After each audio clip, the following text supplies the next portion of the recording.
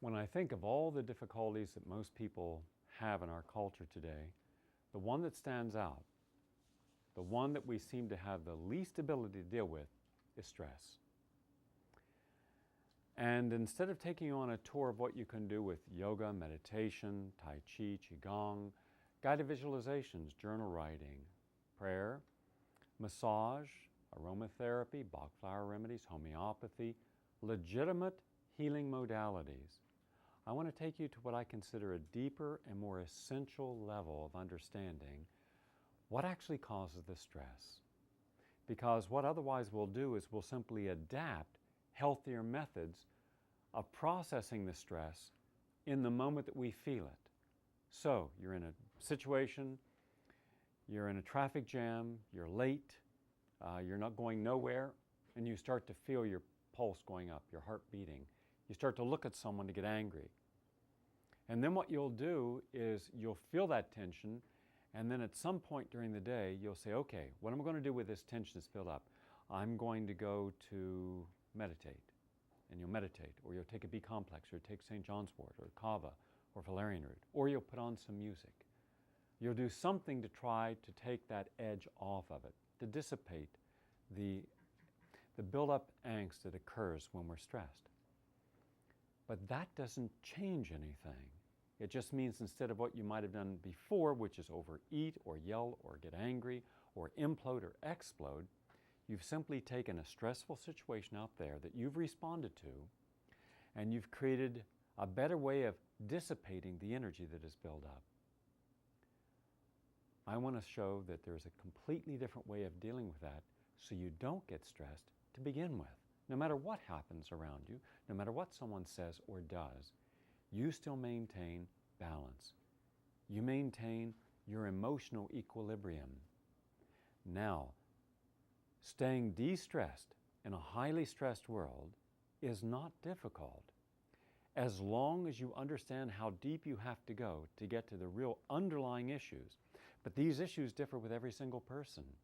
Everyone in this room will find that you have a different cause for why you react the way you do. So what I've done is I'm going to take you on a little journey. And this journey is a journey of exploring some of the most primary ways that all of us deal inappropriately with the stresses in our lives.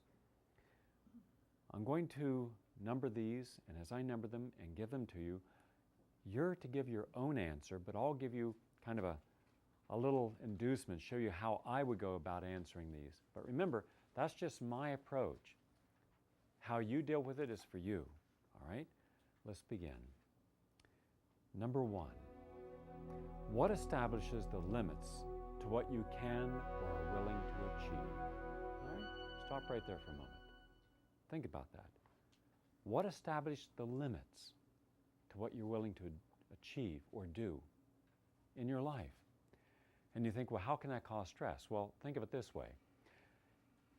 How many people in this room, if you had your life to live all over again, would not have established the same limits that you accepted in your belief system for you? Women in particular. How many of you did not do things you may have done or wanted to do because you were told you were a woman and there's limits to what a woman could do? Any of you affected by that? All right. So all the other women in here, you did everything you wanted to do in your life, you liars. I'm getting stressed right now. Going to have to kill someone. Holistic death. Now, if you're honest, you know that throughout life, we didn't achieve frequently what we wanted to at our ideal level because we were too busy stopping at the boundary that was set for us. Your belief can set something for you. Your religion, your social environment, your family. If you're told as a child what you can and cannot do, if you're not given the encouragement that you have the strength, the knowledge, the power, the resources to achieve something, will you even try? Because it comes this way. Everything always has its opposite present, either stated or implied. If you're not good enough to achieve this level, then the implication is you're only good enough to achieve this. So what's the likelihood you're going to go up to here with what you want to do when the implication is you're not good enough, so you're going to function down here. And that happens because what will be the consequence is that we'll wake up one day and not realize that what we're doing with our life that day, our career, our relationships, where we work, what we eat, everything we do is based upon a limit that's been given to us. We, however, don't realize that we are merely the extension of this. And so we'll only go up to that.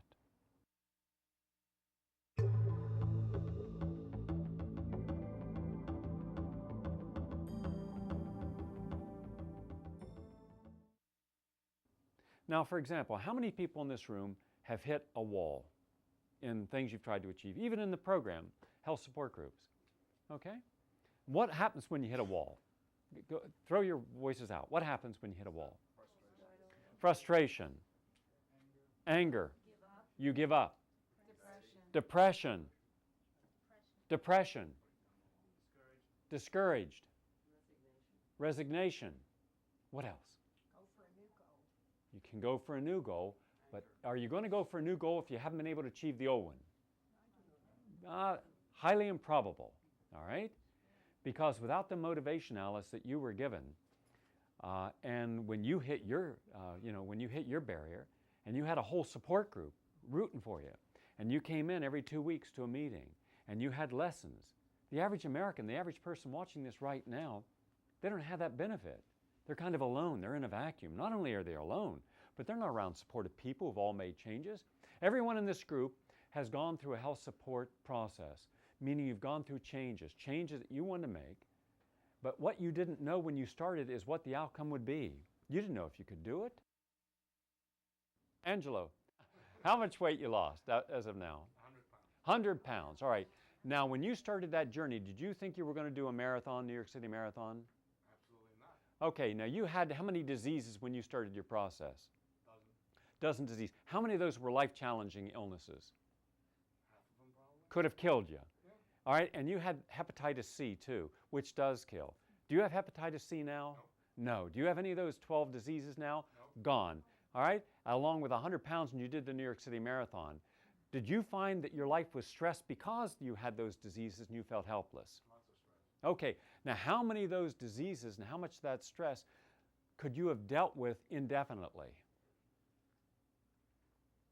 There's a limit to what happens, right?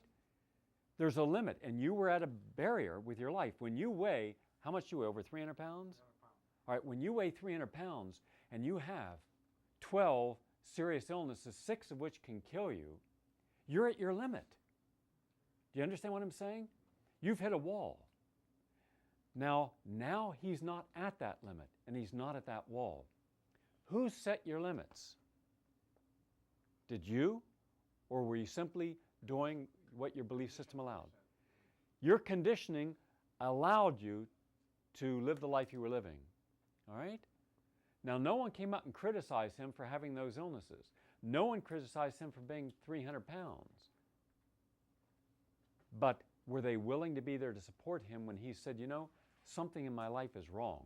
I shouldn't be a step away from death. Because at 300 pounds and his age and those other illnesses, like that, you could die of a heart attack. Imagine what you got to do each day just to get through a day looking in a mirror, realizing you're just loaded down. And no one in your life, no doctor, no family member, no one has an answer for you. Your belief system has given you all they can give you, and it doesn't go any further for you. What do you do then? When he hit a wall, he had one of two choices. You have one of two choices. You can either adapt to a situation, in which case adaptation is always down, meaning you're not going to change it, you're going to adapt. People get overweight, they adapt to their overweight, they buy bigger clothes. They change how they're going to feel about themselves. So I'm overweight, 80 million Americans are overweight, what's the big deal? I'm going to have a lot of company if I'm overweight.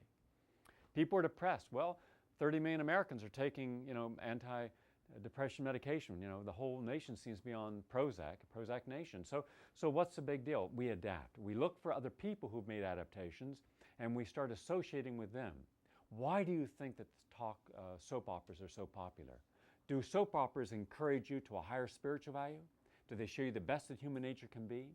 When you watch a soap opera, are you watching people resolve conflict in a very significant way? No. Soap operas are always